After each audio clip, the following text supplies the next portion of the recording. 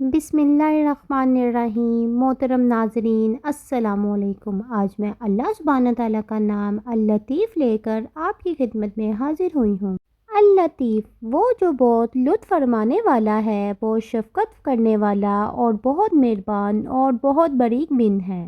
اللطیف کا لفظ عربی زبان میں لطف سے ہے، جس کا معنی ہوتا ہے نرمی کرنا، شفقت کرنا، مہربان ہونا۔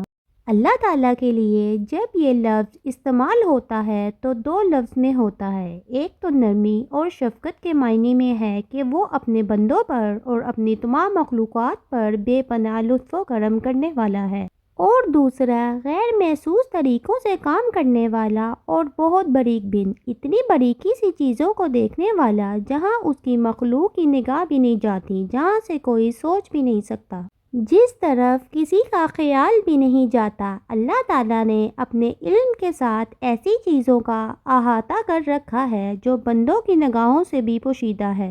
اگر بندے چپکے سے بھی کام کرنا چاہیں یا کسی بھی طریقے سے کوئی ایسا کام کرنا چاہیں جس سے اللہ اور بندوں کو دھوکہ دینا چاہیں، اللہ تعالیٰ اس تمام چیزوں کو بھی بخوبی جانتا ہے۔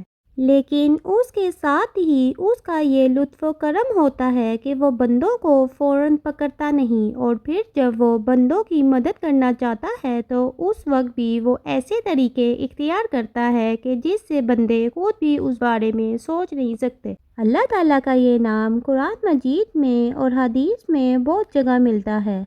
سب سے پہلا معنی اس کا نرمی اور شفقت کرنے والا۔ اللہ تعالیٰ فرماتے ہیں کہ اللہ اپنے سارے بندوں کے ساتھ لطف کرنے والا ہے، مہربانی کرنے والا ہے، ان کے ساتھ بھی جو اس کو مانتے ہیں اور ان کے ساتھ بھی جو اس کو نہیں مانتے ہیں۔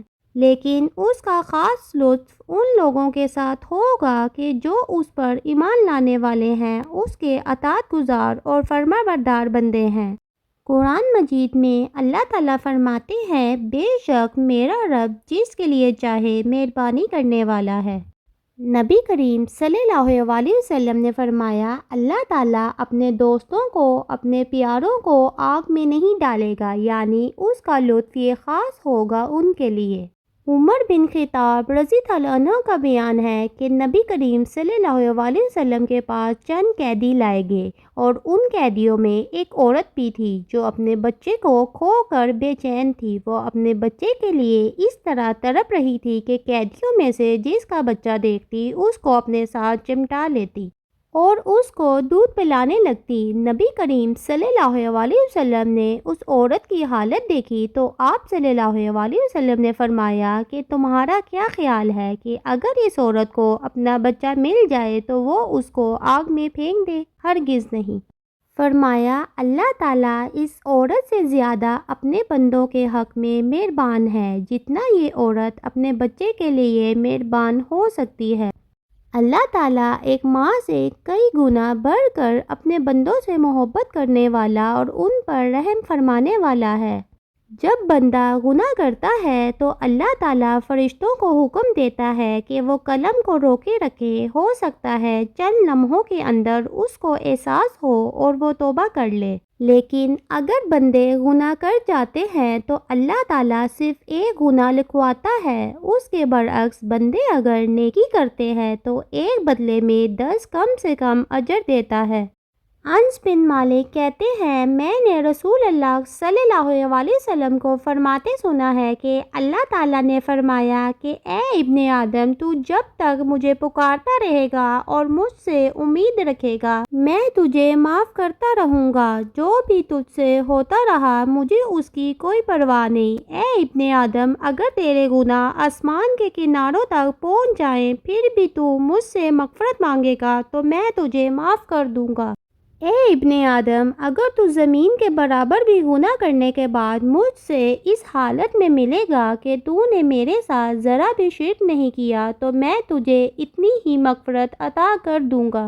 اللہ تعالیٰ سب کے لیے مہربان ہے۔ اللہ تعالیٰ نے ہر بندے کے اندر اپنی خاص مہربانی کے ساتھ خیر رکھی ہے۔ کچھ پتہ نہیں کب کس کی خیر ابھر کر غالب آ جائے اور وہ بندہ حق کو قبول کر لے، اس لیے کبھی بھی کسی سے مایوس نہیں ہونا چاہیے اور کبھی بھی کسی کے بارے میں یہ نہیں کہنا چاہیے کہ اللہ تعالیٰ اس کو کبھی معاف نہیں کرے گا۔ یہ تو اللہ تعالیٰ کے اپنے فیصلے ہیں۔ پھر اللہ تعالیٰ نہایت پوشیدگی کے ساتھ اپنے بندوں پر احسان کرتا ہے، لیکن بندے کسی پر احسان کریں تو کئی بار جتاتے ہیں، لیکن اللہ تعالیٰ ایسے طریقوں سے بندوں کے ساتھ مہربانی کرتا ہے، خود بندوں کو بھی نہیں پتہ ہوتا کہ اس پر کس طرح مہربانی ہو گئی۔ وہ بندوں کے کاموں کو آسان کر دیتا ہے، ان کی مدد کرتا ہے، ان کی دعائیں قبول کرتا ہے، بے شمار نعمتیں ظاہر اور باطن، کھلی اور چھپی عطا کرتا ہے، اتنی کہ ان کو وہ شمار نہیں کر سکتے۔ اللہ تعالیٰ کی مہربانی سب کے ساتھ ہے، منکرین کے ساتھ بھی، جو اس کی نافرمانی کرتے ہیں۔ وہ ان کو رزق بھی دیتا ہے۔ اللہ تعالیٰ فرماتے ہیں، اللہ اپنے بندوں پر بہت مہربان ہے، وہ جسے چاہتا ہے رزق عطا کرتا ہے، وہی بہت قوت والا اور سب پر غالب ہے۔ ہمیں بھی اللہ تعالیٰ کے اس نام کو لے کر پکارنا چاہیے، یا لطیف کہہ کر پکارنا چاہیے کہ اے لطف و کرم کرنے والے، مجھ پر لطف فرما۔ اے اللہ، تو سب کے ساتھ مہربانی کا سلوک فرما۔ اللہ تعالیٰ قیامت کے دن اپنے خاص بندوں کو اپنا دیدار کروائیں گے، جو اس سے محروم رہ گیا وہ بہت بڑی خوشی سے محروم رہ گیا۔